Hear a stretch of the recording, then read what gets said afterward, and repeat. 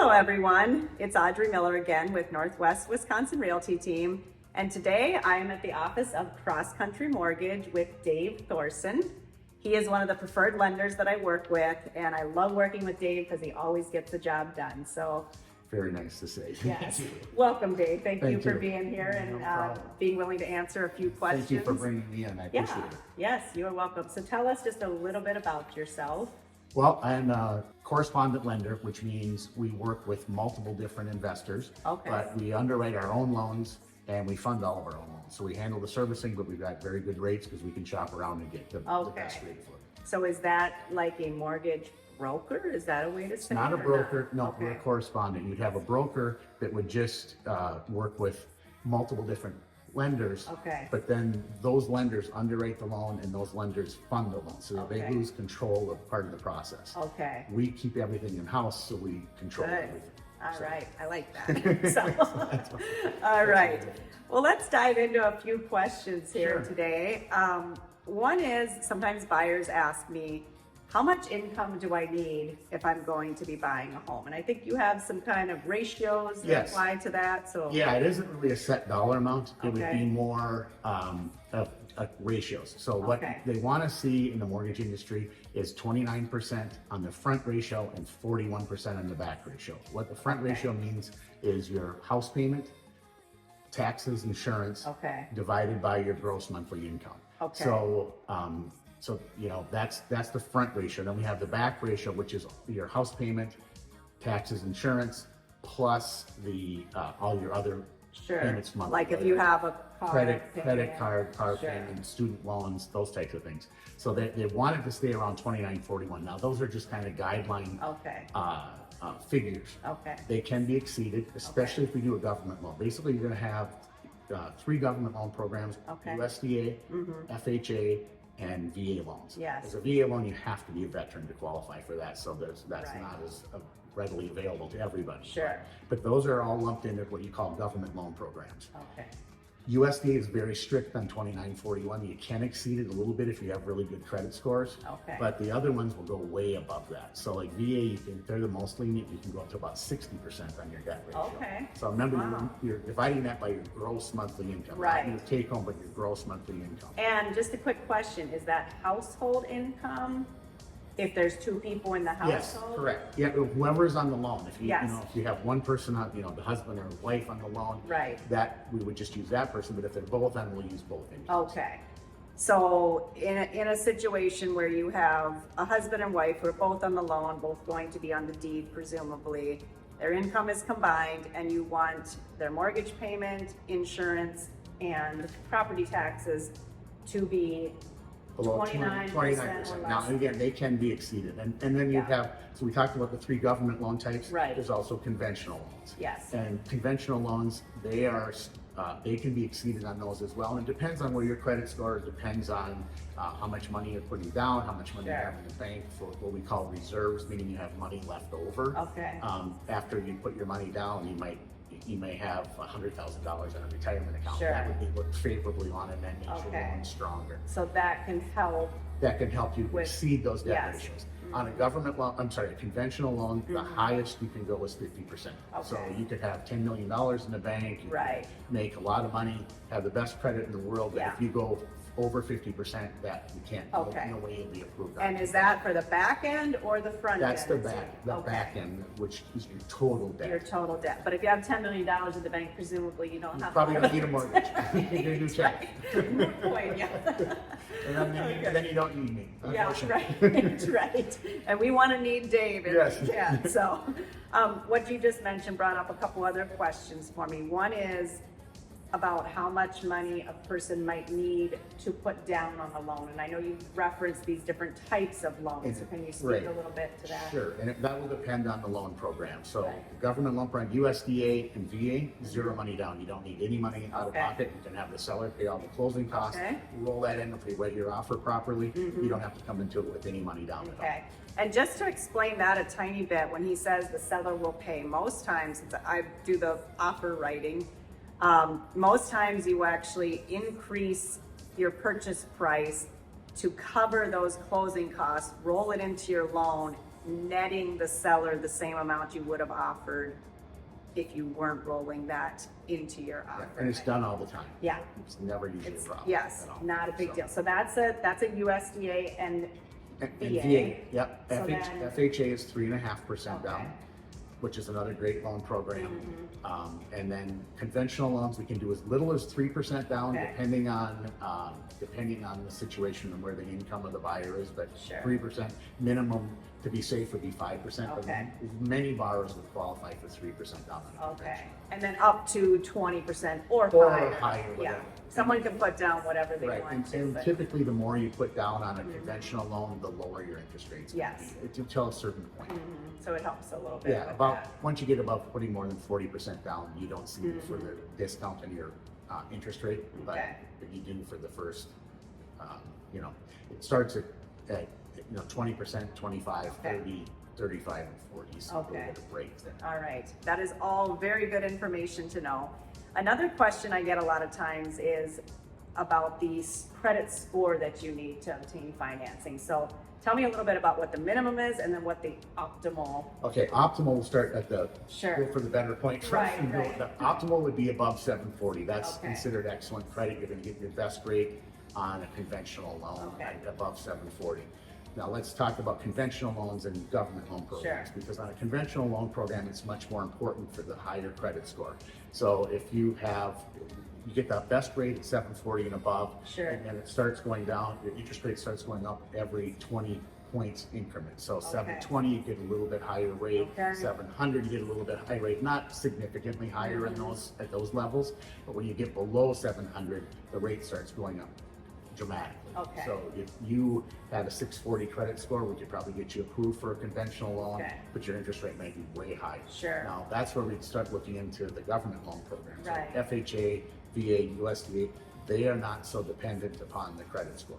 So the nice thing about that is if you have somebody that has lower credit scores, Sure. we'll go into one of those loan programs, and then your interest rate is on par with all the others. Okay, so that might be an option that you would definitely want to talk to Dave about if you Sure. have lower credit. What Right. type of loan program Right. keeps your interest rate the lowest? And we may end up putting you into a conventional loan with a lower credit score, just depending on your situation, how much you're putting down, that type of thing. But that's where you're gonna tend to look if you have a Okay. lower credit score. Yeah. Now, you can go as low as 580 on Okay. a credit score. That's on- the lowest. On the government loan. Sure. And that, just because you can qualify that, doesn't mean you will qualify. That's not very good credit at all. And if you would need to have some strong factors like a lot of money in the bank, Sure. reserves, that type of thing. But you can qualify with the 580. I've done loans with them before, Okay. so it's possible. But Yeah. that's not very good credit. I might have you work on your credit. I might, if you ever have a client or any of your clients ever Right. want to call me, I'd be happy to look at their credit. We can do a soft pull of their credit, so that's Okay. not going to impact their credit score at all. And then I can kind of look and see, where, what things we can do to. Yeah, and Dave has done this for clients of mine before that have had a low credit and needed to raise it up a little bit to be able to buy a home. And he has some tips and tricks up his sleeve. Few little tricks and yeah. tips. And I forgot to mention, Dave's been in the business for how many 23 years. 23 Quite a years. while. So definitely an expert in his field, as you could tell from listening to him talk. So hopefully you're learning some good things today here. I did want to ask, what is your most popular loan program across the country? That's kind of a tough question because Okay. it really depends on the circumstances. Okay. Lately, we've been seeing, it's been wintertime, so we're seeing a lot of primary residences. Okay. And those tend to be, I would say, the most popular right now would be an FHA loan, just Sure. because you can get the low money down, interest rate is good, so we're doing a lot of those. Doesn't mean that I would put somebody in that's like that where I wouldn't think that. Right. First we analyze where the credit scores are, debt ratios, that type Okay. of thing. We look for the best program, but I would say that might be right now, just at this time. But that's only good for primary residence. So anybody's looking at a second home, that wouldn't be a popular program. It's not Sure. an option. Okay. What about for second homes? Is that typically a conventional? They're going to have a little bit higher interest rate on a second home because you can only do a conventional loan on a second home. Okay. That's what I thought. The government loans are only for primary residents. Sure. The conventional loan is they're Fannie Mae and Freddie Mac. They're the only ones that, for correspondent lenders like us, that's the only avenues we have is to do those loans. And they do the majority of the loans in the country. But they put a surcharge on second homes about 2 years ago. Yes. And so they, second homes and investment properties. And those rates got, I would say maybe 0.25% higher than if it was a primary residence. Okay. So it's a little bit worse. It's not too bad, but it is, you know, your best rate would be on a primary residence. Okay, all right. So But you do a lot of second home loans. we do a lot of second home loans, and Yeah. very familiar with the area and what needs to be done. There's some special things as far as, you know, on second homes and lake homes and rural properties. Yes, we've had a few of these, like a Sandpoint well in a basement, or 3 season, or cabins on posts. Private roads and things like that. Yes, there's a lot of issues that can come up on second homes. And one of the things I'm hearing as you're talking, Dave, that is, I think, really helpful to a buyer is that the thing that you start with when you begin discussing a loan with a buyer is what is the best fit for them. So one of the first things you do is figure out, like, in their specific instance, which loan program, which kind of maybe even, you know, particulars of loan programs would work best. Yeah, depending on the situation, because everybody is so different. Right. There's, you know, what their needs are, what they want, what, you know, how long they might stay in the home. Right. And, you know, how much they have to put down. It can vary greatly. Yeah. So that's one of the things, though, having so much experience, you come in there and you're like, hey, this is the best loan program. Pretty quickly you can narrow that down. Yes. And go with that. Good. That's awesome. And I do know from experience, referring quite a few people to you, that they can fill out an application online. So it's pretty simple. Yeah, I have a secure website they can go to, so you can get that from Audrey, will get that to you, or whatever, you can get that. And it's real simple on there. It takes most people about 10 minutes to do it.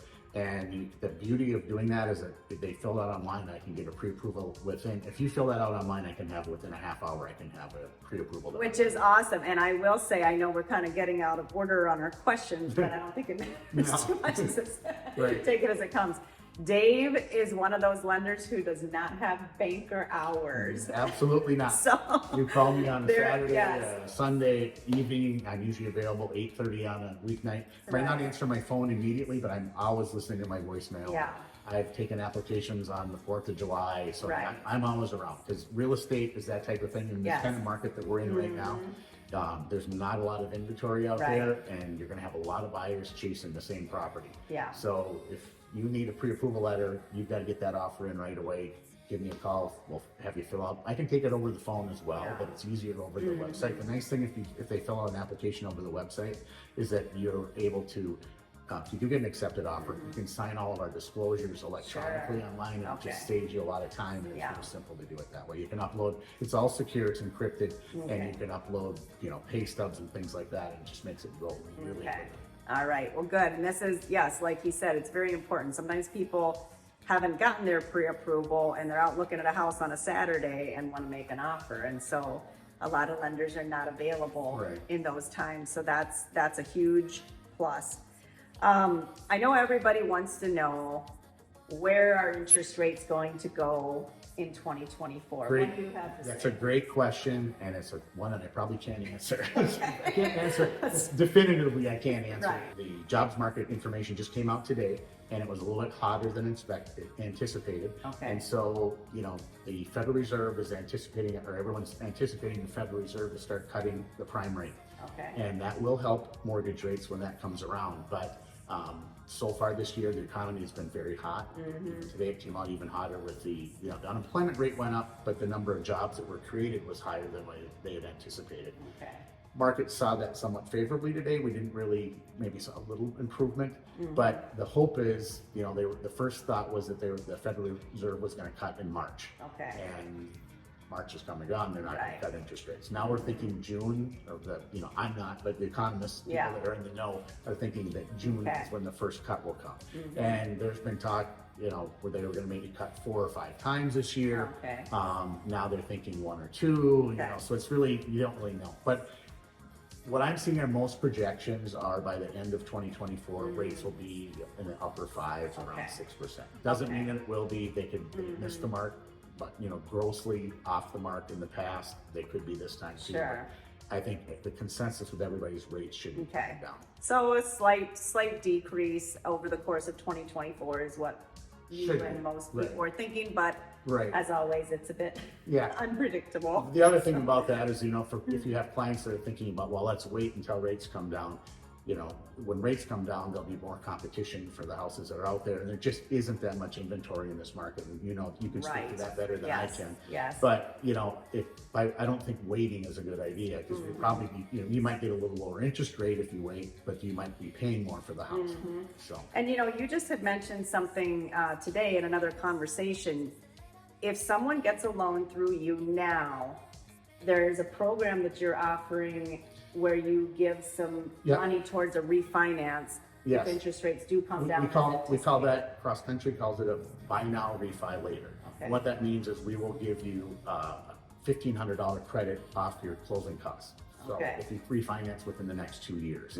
So, which most likely rates are going to come down. Right. If they're going to come down, it's going to happen within the next 2 years. So that really helps a lot on your closing costs. You can kind of buy now confidently and go, well, if rates come down, it's not going to cost me much to refinance. So really don't have anything to lose. Let's jump on it right away while the prices are down. Yeah, exactly. And I think you have to have the loan for 6 months before you can refinance. Yes. Yep. You have to have it for 6 months, which again, rates probably aren't going to come down that dramatically in the next 6 months anyways. So it makes a lot of sense to potentially good option. Refinance later. Yes. Even if it's 1% less than it is now. That kind of thing. So buy now, refi later. Yep.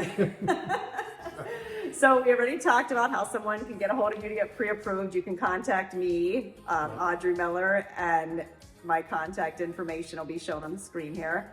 And then Dave can be contacted directly. Yep. And I mean, I'm in Hayward, Wisconsin, so you can Google me, whatever, you'll find me, for Cross Country Mortgage, Dave Forrest in Hayward, Wisconsin. I don't know if you want me to give a phone number. Yeah, let's go ahead and give your cell number. Yeah, my cell number, that's the best number to reach me at 715-222-1855. And like I said, I'm always available. Might not answer the phone on a Saturday afternoon immediately, but I'm always checking my voicemail and I'll get back to you on the same day that you call. Yeah, and Dave and I work together all the time, Yes, for many years, and have done a lot of deals together, and we have closed 100% of them. That's right. Absolutely. We strive to make sure that happens. Right. And that's why the gray hair. Yeah, exactly. So it's important when you're buying. A lot of times people think it maybe doesn't matter what lender they choose, or they'll go online and they'll just fill out an application for any of the what I call the big box lenders. But having a local lender who knows the local market, who knows the local real estate agents, and has experience in that area and a reputation to uphold is vital to closing your transaction on time and closing with the best interest rate. Correct. And all the other things that buyers are looking for. So, well, thank you so much, Dave. Thank you for having me. Thanks for listening, and call me anytime if you ever have questions. If any lending questions at all, feel free to contact me. You got an expert right here. So Dave. Go ahead. No, just to say, even if you're not looking to buy right now, or just have any questions, or maybe you're working with another lender, have questions on things, if you're not going to work with me, I'm happy to answer any questions. Yeah. Well, thank you so much, Dave. All right. Really Thanks, appreciate it. All right.